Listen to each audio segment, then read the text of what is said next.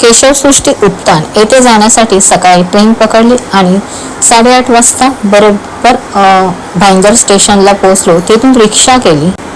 रिक्षावाले 200 रुपयात तुम्हाला बरोबर केशवसृष्टीला आणून सोडतात. सो केशवसृष्टीचं हे सकाळचं वातावरण अतिशय सुंदर वाटत होतं, शांत होतं आणि तेथील निसर्गरम्य वातावरणात अगदी मनाला आनंद वाटत होता.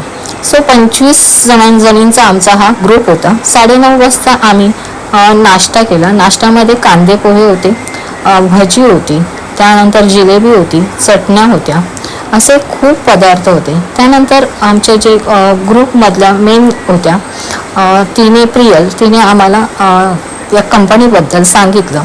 त्यानंतर इथेच थोडासा परिसरात आम्ही फिरलो. आजूबाजूला खूप छान वाटत होतं. त्यानंतर तेथील सरिता मॅडम गाईड होत्या.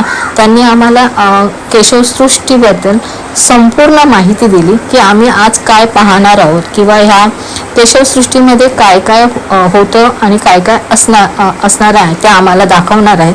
त्याबद्दल संपूर्ण माहिती दिली. त्यानंतर काही व्हिडिओ क्लिप्सही दाखवल्या.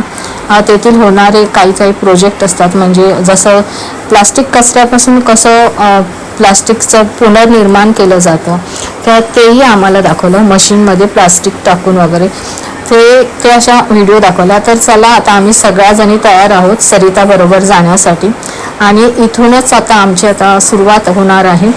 तर काही औषधी वनस्पतीही त्यांनी आम्हाला इथे बाहेर पडल्या त्यांची माहिती दिली. पुढची माहिती पुढील भागात. थँक्यू.